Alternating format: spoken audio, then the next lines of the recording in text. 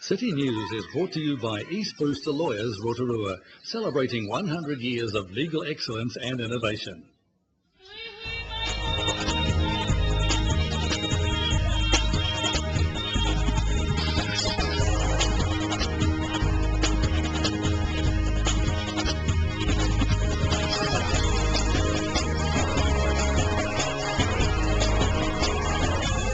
Good evening, Rotorua. Tonight on City News. The Rotorua Museum is inviting locals to be a part of their Christmas season events. Hundreds of children take part in the Sanitarium Weet-Bix Kids Triathlon, and a popular water ski lane at Tikatapu reopens. But first up tonight, looking out for the elderly this Christmas is the message from the local branch of Age Concern. Manager Hilary Turler says abuse of the elderly is on the rise, and family and friends and neighbours of the elderly need to keep an eye out for them, especially those living alone.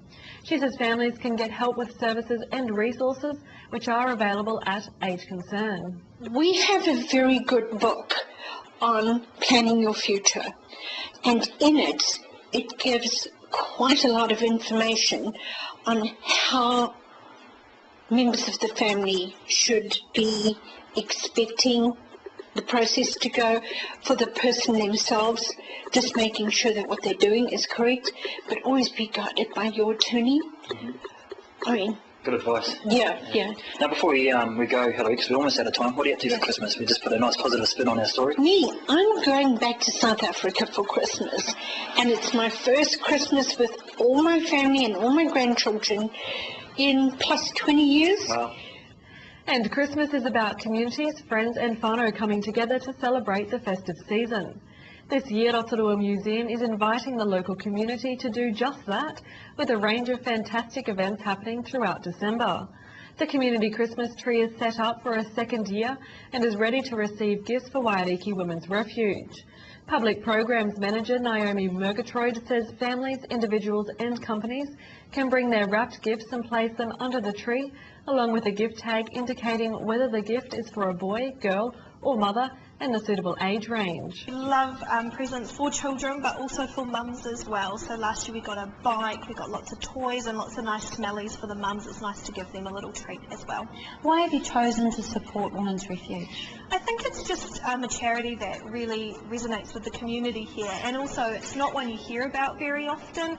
It doesn't have a Christmas program collecting, so we just thought last year let's donate to a great charity, and they're wonderful people. The festive season continues with the Rotorua District Choir entertaining visitors with 2 special performances of carols at the museum on Saturday and Sunday at 6:30 p.m. In sport tonight, hundreds of local children took part in the first ever Rotorua Sanitarium Weet-Bix Triathlon yesterday at Quetta Park.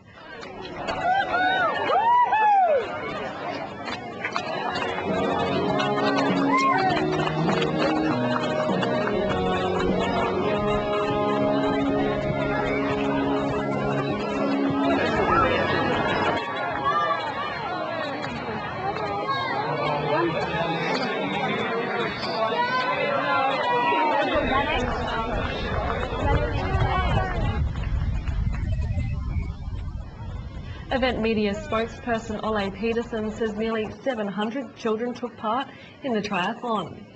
He says Quetta Park is a fantastic venue for the triathlon and he hopes the event will come back to Rotorua in the future.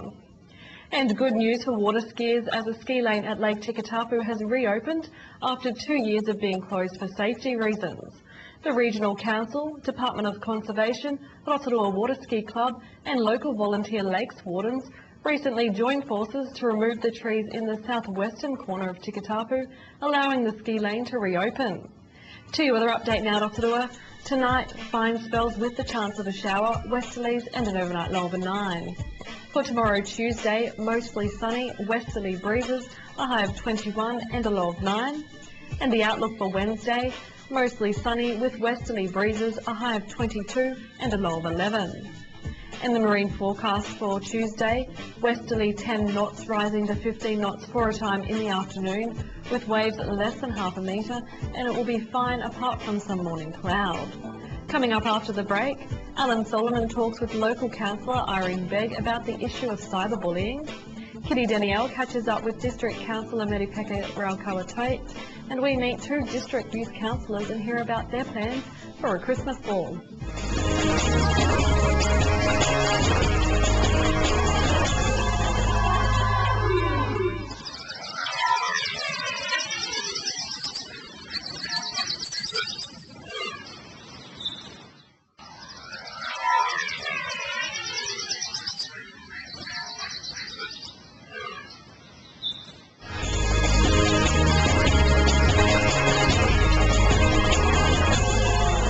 Well, cyberbullying has been in local media and the national media the last couple of months, and today we're not going to be so much talking about the issue, but more about the solutions. And with me today is Talking Heads Councillor Irene Begg.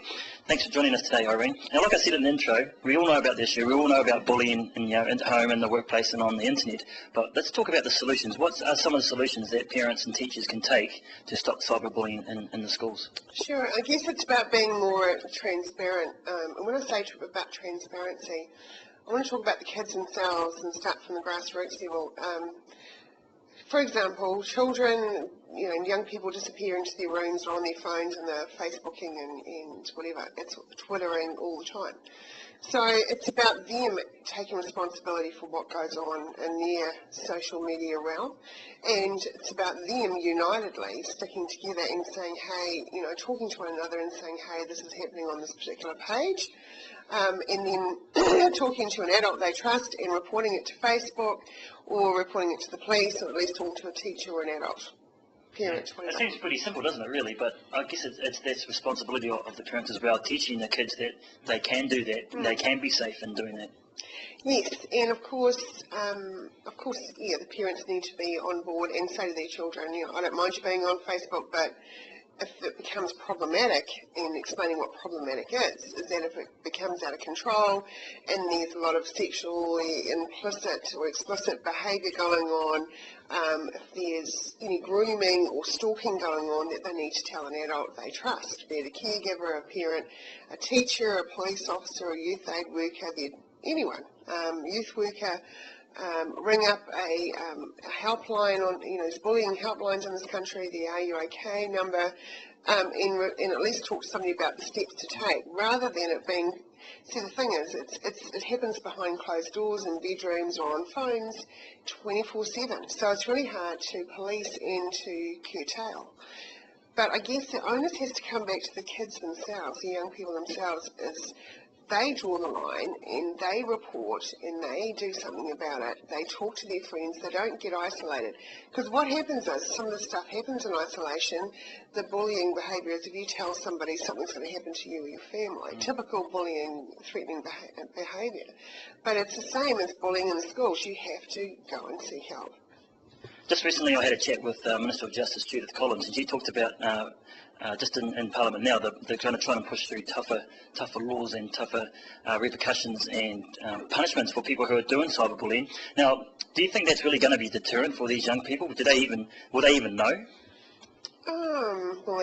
I guess that will go hand in hand with the type of marketing and publicity they do about rolling out the new legislation and dealing with this type of behaviour, which is good. I think that they need to be more harsh in how they deal with it.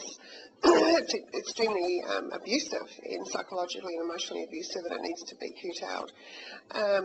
Yes, as long as they roll it out in a forum where the kids themselves get to know that, gee, if I do this, I might end up in youth court or I might end up in adult court, and it's taken really seriously. Of course, I think it should happen.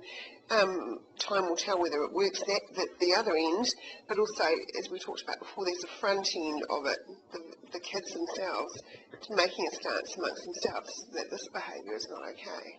Yeah, so it's almost like an opposite of peer pressure, because they'll be working together to prevent things like this.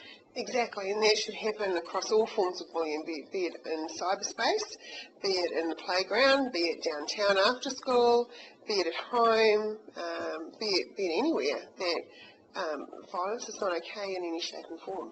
Now on the internet there's certain things that you can do with your home PCs and laptops and things like that, that if you or a child goes onto a certain website, it automatically sends an email or an alert to the parents. So do you think that is another good deterrent or another solution that could help curtail sort of the issue? Oh, definitely. That goes a long way in stopping kids accessing sites, adult sites. And those nanny net programs or safe net programs, there's plenty of them available. You can go to any hardware, computer store and have a look at what they've got, or purchase stuff online and get somebody to install. It's pretty easy to install, absolutely. But how do you work with the iPhones though? I don't know about that side of things. I know that desktop computers and laptops at home can be locked down and become safer.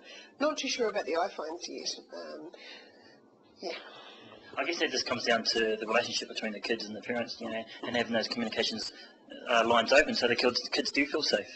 I agree, and I think that if any parent buys their child or young person, a teenager, an iPhone for Christmas, or a phone that can access the internet, that some of the rules around that is that at any time the parent or caregiver can say, hand me your phone, I want to check it out.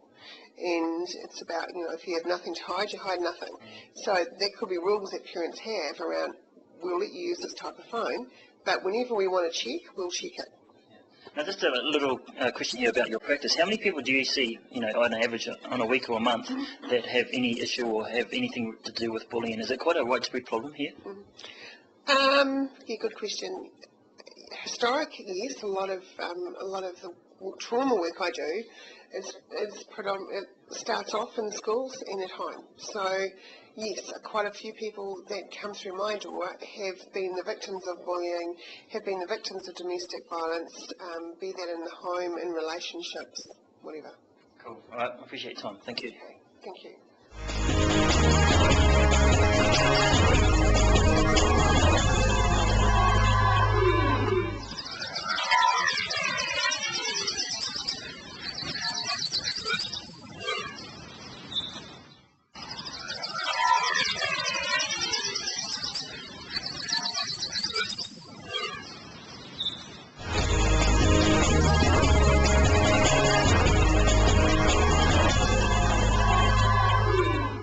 Well, it won't take many of you too long to figure out where I am.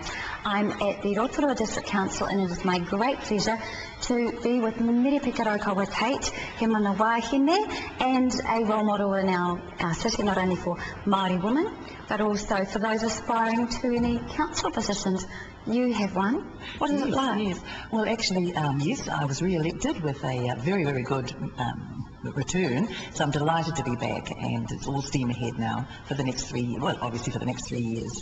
And you have a vision now. Are you excited about that? I am very excited. We've held a number of workshops, and with our new mayor, of course, who has a lot of energy, and we've developed a vision that will take us out to 2030, which really is only 17 years away.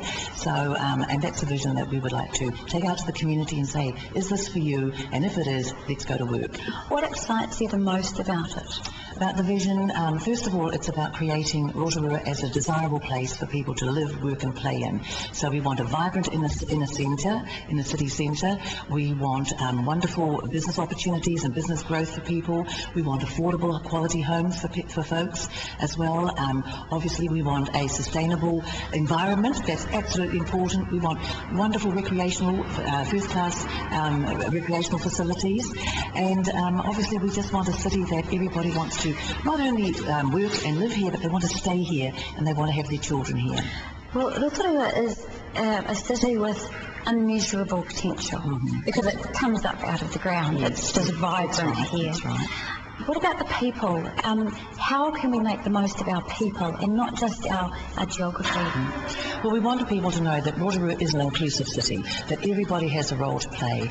And what I say to them is no matter where you're situated right now, and if it's not quite the place you want to be, let's work together and make sure that you can move into the space where you know that you're getting the educational opportunities, the training opportunities, and then the job opportunities, so that you do feel included in the community. So that's one of our goals, is for Rotorua to be a resilient community and an inclusive one as well. Tell me about some of the wishes that voters that you know about when you were campaigning. What were they concerned about? They were certainly concerned about low growth. The city has had low growth for quite some years, I might add. And it's not just peculiar to Rotorua, but of course when you live here, this is the city you're concerned about. They were also very, very concerned about the dying CBD, the heart of our city, and so they want something done about that. Now, if it's not the shopping centres or the shopping retailing that we've seen in the past, what is it that then we could do to recreate that vibrant city? And so we've got the City Focus team out there now, and they're a group of people, retailers, concerned citizens, people who just want to play a part in getting that our centre of our city up and vibrant again. It actually would take quite a bit of brainstorming, really, and perhaps the public, our friends in whānau out there might have some ideas for the inner city, so send them in. And it's ideas for anything, not just for the centre of the city, but it's for business growth as well, it's for recreational opportunities, it's for the use of geothermal, all of those so we can get affordable, warm homes and safe homes for our families. So what we really are, we're going out, we're undertaking an engagement, a series of engagement workshops with the community just to say, this is what we want to share with you, but it's your ideas that are actually, and your motivation that will make it happen. We were actually out at Orchid Falls last week, and we just happened to bump into the council doing just that. All the newly elected council members were there, and they were talking directly with the business people, so it's very positive. How will the inner city grow when we've got so much development happening, the big stalls all happening in the outskirts? Well, a lot of people have been saying they would like to see some green spaces in the city, and I think that's right. And then what could we do with some of the empty shops? What could the landowners or the landlords be encouraged to do? And some of that, of course, in places that we've seen that where they've redeveloped their city centres, they have got lovely artworks and galleries and things that bring people in. And what brings people in is entertainment, art, theatre, and food, of course, restaurants, and so we need to look at that. And so we're asking people, just everyone in the community, is there something different that you think could light the fire of imagination to rekindle the city? Now, just to finish, you also have a new role, don't you? A strategic analyst. Please give me the right title. Yes, I'm the new chair of the Strategy, Policy and Finance Committee, and it's really a privilege to have that. And that looks at the development of our long-term plans, our annual plans, the area of the Resource Management Act and policy changes that might be required to be put to as recommendations to the council, developing the framework for our financial strategy as well. So yes, it's really good grunty work, but of course as the chair you are just the chair, and of course but you've got to make sure that we work through a program that is an agreed work program and that we actually deliver on that as well. I'm absolutely delighted and excited by that, and I'm very thankful that the Mayor has seen me as the person to undertake that role. Well, congratulations. Thank you very much. Absolutely deserve it. And also, can we just feedback that in our travels and interviewing people in town, we've got wonderful feedback for the new council, of which you're part, so well done. Thank you very much. Thank you. Kia ora. Kia ora.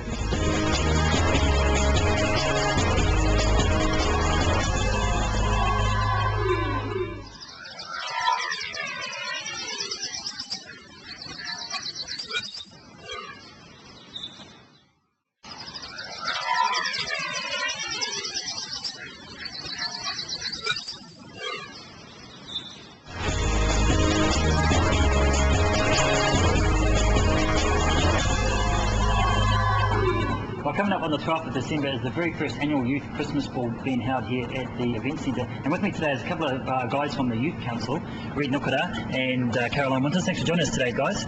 Now, this is the first Christmas Ball organised by you guys for the youth. So where did the idea come from?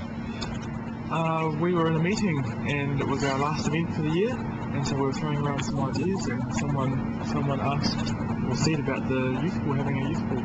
I think it actually came up when we were talking about how we couldn't go to each other's balls, and so we all wanted to make a ball that we could all go to with all our friends from other schools. So all the schools, high schools here in Rotorua, what about outside Kaharoa and things like that? Yeah. Yeah, so all those schools can be involved. Whangaroa, Mirapara, they all come, they In the can Rotorua all district. come here. Yeah. Now that sounds like a really awesome idea, but have you guys got a theme for the ball? Our theme is Christmas theme. Yeah? It's 100% Christmas theme. Red, green, and what's the other colour? Silver. Silver. Yeah. Now, like I said at the start of the story, it's going to be held on the 12th of December. Where can students or kids get their tickets from? They're currently on sale at the Rotorua eyesight.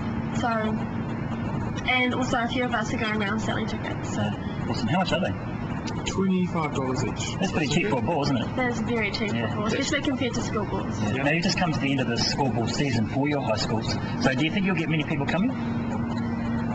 We're not quite sure yet. We'll have to see on the night because we don't know if the ball kind of, what's the word for it? We're not in ball season at the moment, so people are kind of taken off by that, we think. You know, they weren't expecting there to be another ball, but we're hoping that a lot of people will show up for it. Now, this is one of the events that you guys organised during the year, being on the Youth Council. So what are the other things that you've organised? We've done the Vegas games, which we held at Western Heights High School, and the Keen to Get On It video, alcohol and alcohol safety videos. Yeah, so what happened with that? And it was called Keen to Get On It, and that was teaching kids about drinking and things like that. Yeah, so we, groups of youth could submit videos about like adverts of alcohol safety, and so we displayed them at the convention centre for a night. And like I said at the start of the story, you guys are on the Youth Council. What sort of experiences have you guys learned? And has it been life-changing? Is it something that you've really enjoyed? I wouldn't say it's life-changing, but it's just things that happen in everyday life you get to learn a bit more. So time management, being organised is really important because you have to balance schoolwork, other commitments that you get, you know, that you make the connections to a council, you've got to hold it all together for a year. So how did you tie that in with doing your school exams? Because I know at the end of the year that's pretty stressful time. Especially with our youth ball, that was really difficult. And how many of you are on the ball? Because I remember right at the start of the year we came and interviewed some of you guys, and there was about 10 or 12 of you, but there's actually more, isn't there? I think we have 14 plus a group of Inamata leaders that come and help us out.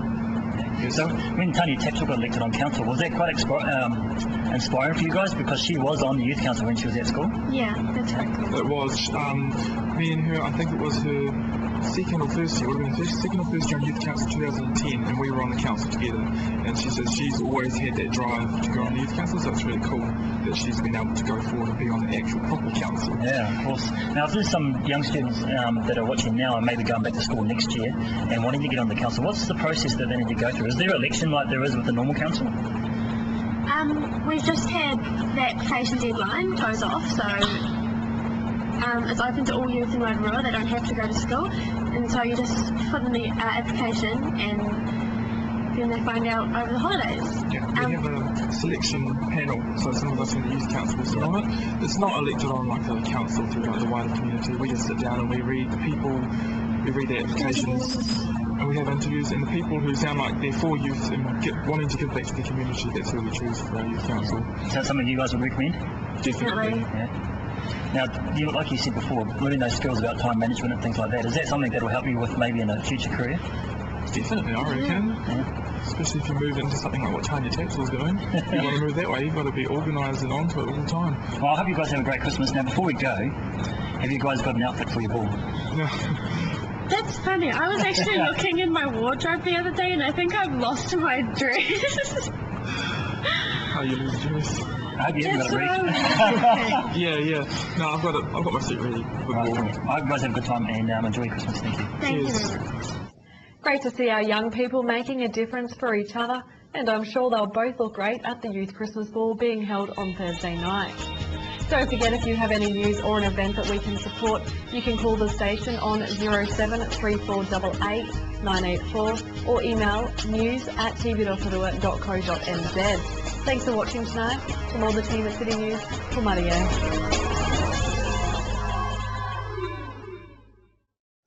Supporting local content so you can see more of New Zealand on air.